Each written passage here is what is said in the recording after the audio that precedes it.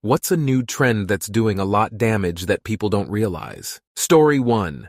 Using therapy speak to justify toxic behavior. It's making it difficult for people with actual issues being taken seriously when someone who has likely never seen a therapist uses medical terminology to explain why they're allowed to be assholes in public. Story 2. Celebrity tequila. More specifically, the process of hydrolysis that use young agave plants instead of mature agave plants, creating a neutral alcohol that is then flavored with additives. This brings the price of agave up, and customers are given an artificial tequila, rather than traditionally made tequila that uses agave plants matured for 7 years. Story 3. Hauls of just about anything. It's incredibly wasteful, and I imagine most influencers who do so can't use all of that product before they're pressured to make more content. Plus, it encourages normal people to do the same, leading to lots of plastic waste and demand for cheap, unethical labor. Story 4. Posting everything on social media. I used to post a lot on stories on Instagram, WhatsApp. At some point, I started to think that no one actually cares what I post and it's pointless for me, so I stopped. I was checking who saw those posts, got annoyed when someone I didn't like watched my stories. Now I don't post on social media anymore and I'm happier. Story 5. Steroid use is becoming increasingly popular among teenage boys and young men. Social media is feeding them metric tons of fitfluencers that lie about their steroid use, feeding into the "why can't I be like them" pipeline that ends up with them hopping on. Hell, a few months into weightlifting myself and I was literally getting ads for steroids right on Reddit. Some years from now, I guarantee we'll start seeing these boys grow with serious health issues from using steroids at a very vulnerable age. Story 6. I think destigmatizing mental health is great. I think all the self-diagnoses and hyper-acceptance where it's used as justification for shitty, lazy, or entitled behavior is not. I'm sorry to people who are truly struggling, but you still need to take responsibility for your mental health and put effort into trying to grow and heal. Story 7. In 2 generations, we've completely given up our privacy, and willingly. Society made a devil's bargain giving it up for shiny tech, and it hasn't been worth it. And now with AI, we'll have individualized AI agents. Just like with the cloud, they'll be hosted, and will have all your most private information. Heaven forbid you're allowed to host it yourself and keep your own data. Can't have that. Story 8. This isn't that new, but boiling everything down to a star rating. The relationships between the actual experiences people get and their star ratings are so loose they're barely correlated. Some people never give 5 stars because no one deserves 5 stars. They might also rate 1 star because even though the food was good, the waiter made them wait 10 minutes too long to get their check, and that ruined the experience because they are the paying customer and their time is so super valuable. While someone else might be more tolerant of the same scenario and give a 3-4 star rating. Or 2 people get the same exact burger, but one person says it's exactly what they wanted, 5 stars, while the other says it's exactly what they expected, 3 stars. That's also assuming the person interpreted the situation correctly and is including all the details, even when out of their favor. That is, the staff was so rude to me, and all I did was kindly ask for a replacement meal. Then they called the police and kicked me out for no reason. Like, yeah, I'm sure they did it for no reason. Not to mention that some reviews are paid for or are written spitefully. And we know this when reading the reviews, but when looking for somewhere new to go or something we're thinking of buying, how do we sort the results? Oftentimes by star rating. All that nuance about those unreliable reviews goes completely out the window. And the companies aggregating the ratings don't care, because it's their entire business model. They want people to take their whole experience, this complex formula involving the interaction with the staff, the prices of the good service, cleanliness of the venue, durability of the product, etc., and just give it a number. Amazon lets you rate specific attributes of the product you're buying, which I think is a good step, but most places don't do this. Story 9. Consumerism culture. One person does not need 20 cups just because they're different colors, but somehow social media has convinced us to buy 20 cups in different colors that either end up sitting in a cabinet collecting dust or in a landfill. Health, wellness influencers. Can't exactly say if this a new trend, but a good chunk of these people have not the slightest clue about what they're yapping about, yet somehow they're able to amass millions of followers. Story 10. Helicopter parenting. Kids grow up unable to problem solve, self-soothe, make decisions, meet new people, communicate with bosses or professors, just basic stuff. I know parents who won't let their kids learn to drive because they think 16 is too young. But at 18, they're going to punt these kids off to college who have been told their whole lives that every stranger wants to kidnap, rape, or murder them, that walking after dark is life-threatening, and now they're going to room with a stranger on a campus full of strangers and walk to and from class, sometimes after dark. There's a reason so many young adults have anxiety disorders. I know people in their 20s who have panic attacks when faced with calling to make a doctor appointment. Story 11. Promoting too much individualism. Of course, you have the argument that being independent and not following the crowd is a good thing. Yet is it really when it starts to tip into dangerous territory? Naturally, many teenagers feel like they need to find themselves and form some sort of independence from their families. Yes, that can be beneficial.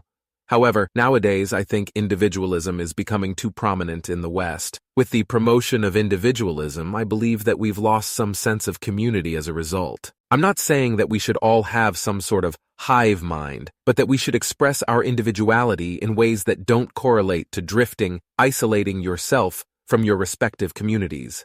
Your community is there for you, and people shouldn't shut them out in the name of being self-reliant, aka the "I don't need anyone else but me, and you want it done right, you do it yourself" concepts. P's.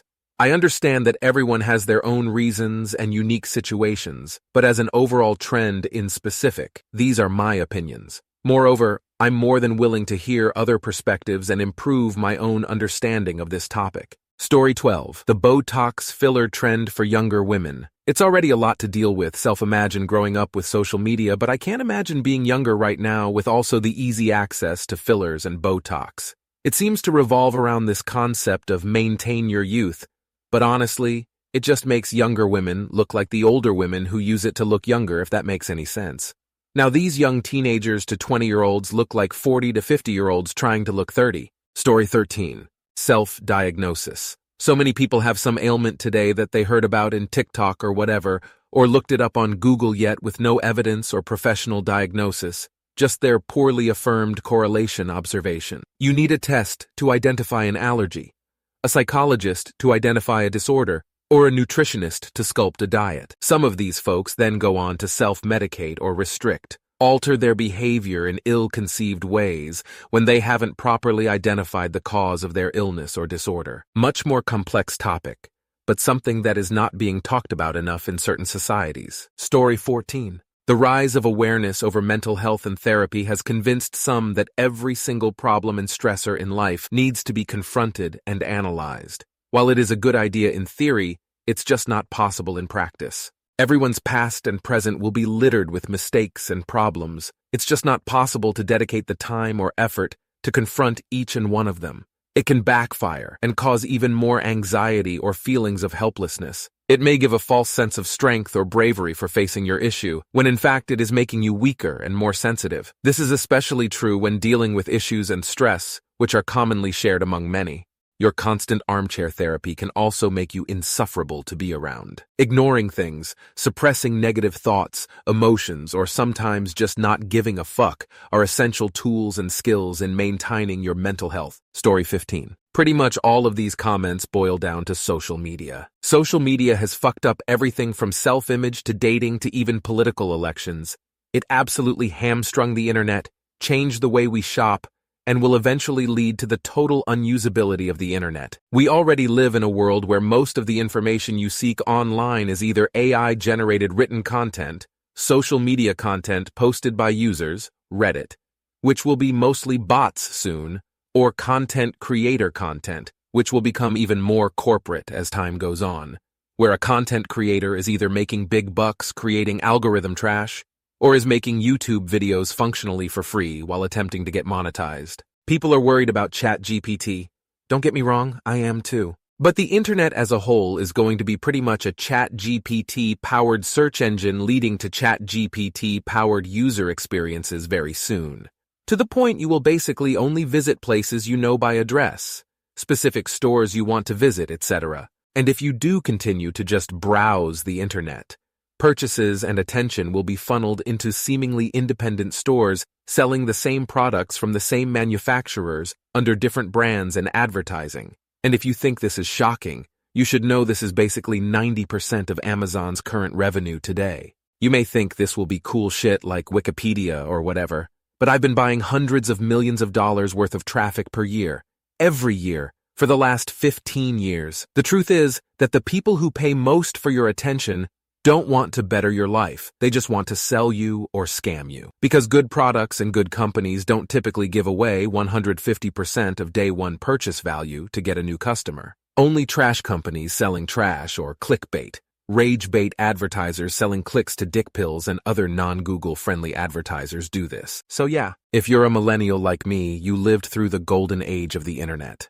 There are no current vectors pushing to stop any of the above, and no financial reason to create any. Story 16, remote working, but not for the reason you think. Disclaimer, I will forever work remotely, but it is difficult and requires balance.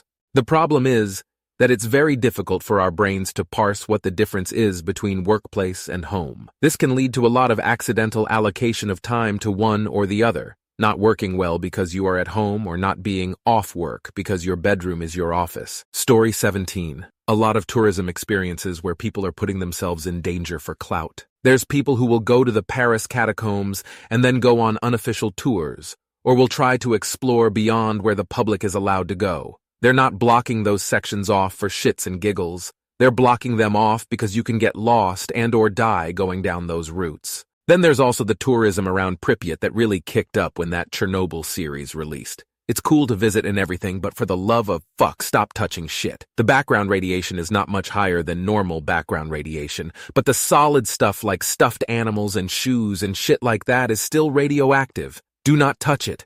In fact, you can see how radioactive it is with your camera by how it distorts it. It is safe to be in Pripyat for a few hours, but it's inhabitable for a reason. BTW, yes, you can pet the Pripyat dogs, just make sure to clean your hands after. And then, probably the most common one is Mount Everest. I believe they are now beginning to remove some bodies from near the peak, but if you're not a seasoned climber, the worst thing you can do is go to the highest mountain in the world. You want to go to base camp? Cool. That's around the height of the highest cities, villages in the world. You'll be fine, but don't summit it when it's your first time climbing. A lot of people survive, but a lot of people die. Do some other mountains first at the very least. Story 18. Probably most definitely not as important as some of the other things brought up, but the decline in personal ownership of physical media of any kind and big tech forcing everyone to move their data to the cloud. Convenience is going to ruin society. Things not being built to last and repairable is another big one. Allowing market speculation on essential things like water, private equity/insurance companies getting into the veterinary business and driving up the cost of treatment for profit, like they have done with human health care. Banks, investment firms buying up homes for the same reason. I could go on, but I'll stop there. Story 19. People eating themselves to death for likes and comments. It's encouraging more and more people to do it, and what is the purpose? There's several who are morbidly obese to the tune of 400 plus lbs. One of them is only 17. It's very sad what people will do online to make cash. Sure, some of the food influencers aren't obese, but their insides probably don't look great either with the amount of food and what they eat daily. Some of them will be in an early grave. Story 20. Not new specifically, but letting kids plant their faces in screens for hours on end. Yes, it's been an issue for years, but the shorter content sites like TikTok are setting kids' emotional intelligence, attention spans, and other key personality traits up for huge future failures. It was one thing to let a kid watch an episode of Bluey or SpongeBob while the parents ate dinner, but now these kids are flicking between 100 videos, one after the other, and every single piece of content is AI-generated, or created by narcissistic fuckwits, or outright deliberate juvenile misinformation, and these kids are filling their brains with it. Story 21. The disappearance of child-friendly spaces online, especially for girls. Remember when toys like Barbie and Polly Pocket had websites filled with games where you could dress up characters or do makeovers, design a dream bedroom? They literally don't exist anymore. I've noticed a growing issue with young girls having no safe spaces online anymore, where they can just be kids, leading to them trying to fit in by copying older teen adult activities like makeup tutorials and get ready with me videos, growing up far too quick. Literally saw a kid who was like 12 apply foundation while talking about shit like some beauty influencer. Story 22. While I love electric vehicles, as a wheelchair user, I can't ignore how the EV movement has left disabled drivers behind, e.g., those who need adaptive vehicles with ramps. It seems that 99% of able-bodied folks don't realize that this is a problem. This ignorance is related to something we call eco-ableism.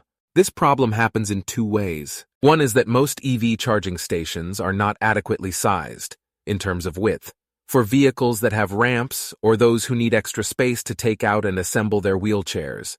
Instead, most of those spaces are the standard width designed for an able-bodied driver. On top of that, the charger is often up a step or blocked by bollards so that even if there is enough space to exit the car, a wheelchair-using driver cannot reach the charger itself. The second issue has to do with car designs. Many EVs nowadays have the batteries designed to be in the floor of the vehicle. When cars get modified for ramps, we often need to cut into the floor to install it. We can't cut through a battery, so EV designs currently do not accommodate the possibility of adaptive vehicles. In the future, we'll need manufacturers to design their vehicles with this possibility in mind, or disabled people will be left behind during the switch to EVs. Side note, I've had people come back and point out that accessible EV stations aren't necessary if adaptive EVs with ramps aren't possible. But please remember that not all disabled people need adaptive cars with ramps.